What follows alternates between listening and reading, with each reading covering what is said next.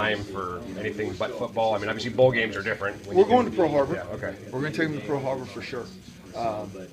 We get over there a little bit early and, get our mind right and get our preparations right, but we will have a little extra time, so we're definitely going to Pearl Harbor. Why is that stuff important? I think that type of stuff is very important to us, and so if we were going back to Washington, D.C., I would try to get enough time to go see some war memorials and those type of things. I think it's really important that these kids, hear about it, learn about it, and then see it and have it maybe make a little more sense in their mind.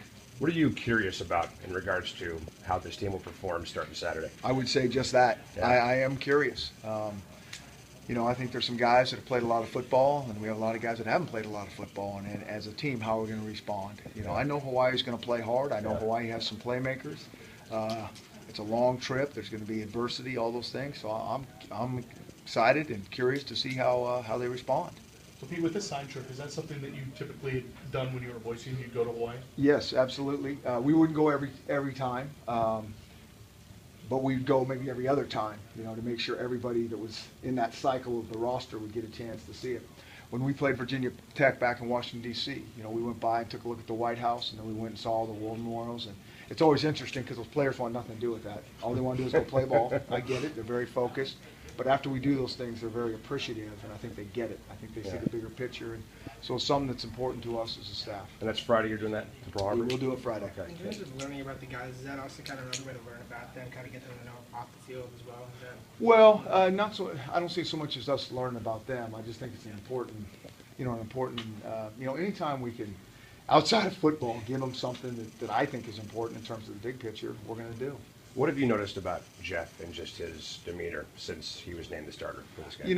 That's one thing I do appreciate about Jeff.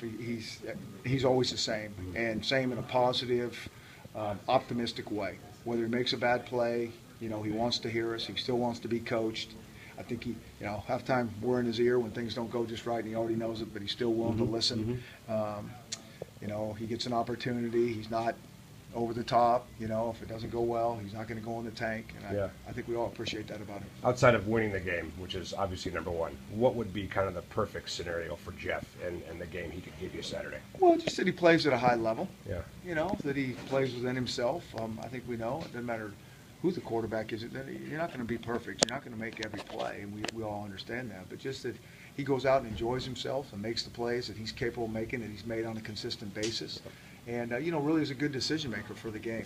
It seems like early on in his career, maybe he was his harshest critic, kind of maybe trying to be that perfectionist. How do you feel like he's matured in that aspect of his game? It's hard for me to know where he was, but I think the majority of our guys are their hardest critic. And I think sometimes as coaches, we can forget that. Just how they show it. Some guys really go in the tank, and that really irritates us as coaches. But we got to keep in perspective here. They care so much about what they're doing here. They are their harshest critic. And so, I think it's a fine line for a coach to coach guys up, also build them back up. When you're trying to critique them, it's a fine line. And part of their responsibility is to be strong and positive and resilient when it doesn't go right. It's always work in progress. Is he more of the safer pick because he avoids that critical error, that big mistake there? Well, I think why we gave him the nod over Troy, we felt he might have made a few less critical errors. I think both guys made some very good plays. I think Troy may have made even more plays during spring and fall camp overall. But I think one thing we want to do is not be a guy that has a bunch of critical errors at that position. I mean, at that position, we just can't have that, or it's going to sink us all. Jadon Mickens is listed as a receiver, but could we just call him a football player? He looks so versatile. Yeah, he really is. He probably could be a DB if that's where his heart and soul was. He's just got good, athletic ability and skill. But, I've been very, very pleased with Jadon. I mean, he's worked his tail off out here. I mean, he has not missed a beat. There hasn't been one day during this fall camp that we've gone out there and he's like, let's go, Jadon. I mean, he's got great energy.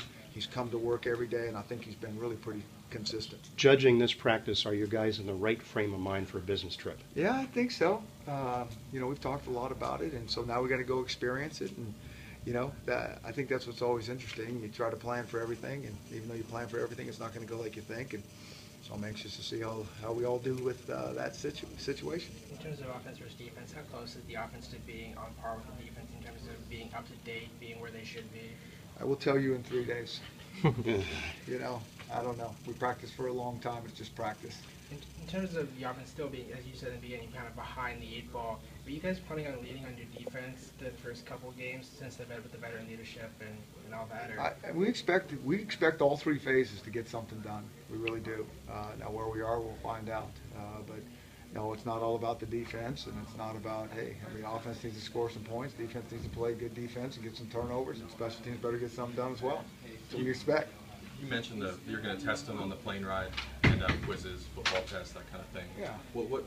What kind of questions are you asking? What would be an example? Yeah, I mean, it's, you know, every position coach makes their own test up in terms of, you know, personnel. There's, you know, some coaches have a 1-page sheet, some have a 3-page sheet. It can be our different calls, where they would align, what to respond, their assignment alignment, technique, those type of things. And most coaches throw in some fun type questions, you know, that'll have to do with Hawaii, those type of things. And keep them on their toes. Hey, Pete, you mentioned Monday how social networks really changed the recruiting landscape Yeah. entirely. Just how has it changed, just in general, how a staff deals with things? I mean, we've seen what happened this week with Josh and all that kind of stuff. So, just A staff deals with what? just how they deal with just everyday stuff that comes up. I mean, we've seen it with the Josh Shaw thing like this Yeah. week, and how has it really changed how you approach just dealing with all that Well, stuff? it's just very hard. I mean, we try to stay in communication with the guys that we're recruiting, and we always want them to know that, hey, if they have a question, there's a lot of misinformation out there on the internet about the recruiting, about our recruiting, about what's going on, and we always just want to reiterate, you know, ask us. We'll always be honest with you. So don't pay attention to anything else that has to do with Washington football unless it's coming from us. I think the other thing that's I think is a really tough, big issue is, you know, there's more information out there about these young guys. And so guys are offering these kids earlier and earlier. And it's just really a crapshoot, you know, and so it's forcing everybody's hand to get into the mix earlier. And you don't know how that kid's going to develop and how so you're projecting, you're hoping, you know, his grades go well, he stays healthy, he keeps getting better. And I also think it can put a lot of pressure on the kid himself. All of a sudden a kid that's in 9th grade or even a 10th grader gets an offer from wherever. Now everybody's looking at him. Now he has these expectations to live up to. I mean, I just think it's a cycle that's tough. It's probably not heading in the right direction, in my opinion. And how does it affect you as a staff once they actually get on campus? Well, you know, that doesn't really affect us. I mean, we do our own communication with these guys, and we have our process and, you know, exactly how it's going to go for us, and our coaches do a great job of doing the research on the guys that we're looking for, those OKGs. And then we're excited to get them here, especially when they haven't been here, and just really show them what we're all about. We're not going to try to make ourselves better or different than we are. I mean, I want these kids to know exactly what we expect and what we're getting themselves into. And when those values and behaviors and beliefs line up, that's when the magic happens. A lot of it on your offer, when you make an offer to a kid, a lot of it is about integrity. You actually list that on your offer sheet. Can you just talk about why you stress that so much, and how early on do you talk about integrity when it comes to recruiting? Well, I mean, you know, again, I keep saying this, I think there's a theme that runs through our program. You know, it's bigger than football. It's about life. It's about doing things correctly. And, you know, we'll use football. We love football. It's a great game. But you know, we'll use football to help teach some of these things that are equally important. And plus, we want to be around good kids. You know, I mean, I think it's a two-way street. Kids want to be around good people, and vice versa for the coaches. How did you form your philosophy on not allowing guys to take visits if they're committed, or not considering them committed if they take other visits? Yeah, I mean, we don't want a kid to commit to us unless they're solid in the recruiting process, that they've looked around, that they've really decided, hey, I can figure this thing out early, and this is where I do want to go. Because it can be just nerve-wracking, and then all these coaches continually pound on these guys, and there's a lot of good places out there, and it just it makes it confusing for them. I mean, if you have, you know, I'm thinking I'm an 18-year-old kid or 17, sometimes these guys are 16, and you got these, you know, professional, you know, in some cases used car salesmen banging on them month after month. It gets confusing. It can be very anxiety-provoking, not only for the kid, but for the family, and that's hard. And so they need to go through that. When they want to put an end to the recruiting process and commit, then that changes our recruiting, and, you know, we're good to take that commitment, but they, you know, they need to understand it's a two-way street. Have you like always been one to give your assistant so much autonomy as in terms of the personnel decisions? And if so, that came from where? I mean, where did that philosophy sort of build from? Well, maybe me being an assistant. I mean, I think we got really good assistants that know what they're doing. I trust them, you know, as much as anybody in the world. And if they want my opinion, which some of them do, I'll give them my 2 cents.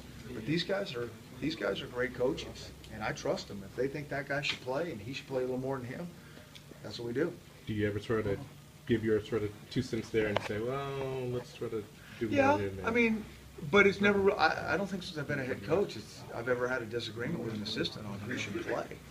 I think we see things. You know, we're all trying to get the best guys on the field, and I think we see things pretty clearly. And so is that more normal, or is that sort of different there as to sort of give your assistants some sort of leeway there? In my mind, it's normal. I don't know any other way, and I kind of assume that, you know, there's certain things that I'm like involved with, and in some ways probably micromanage more than I should. But in terms of those guys, you know, who they think should play, and we want to play a lot of guys anyway, so I know a lot of guys are going to hit the field.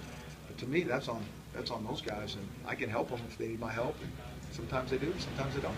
From the first meeting you had with DeAndre Campbell, when you guys decided he was going to come back and he was going to practice in spring, what have you learned about him? What has he proven to you in that time? I think he's a great kid, hard-working guy, exactly the type of guy we want in our locker room.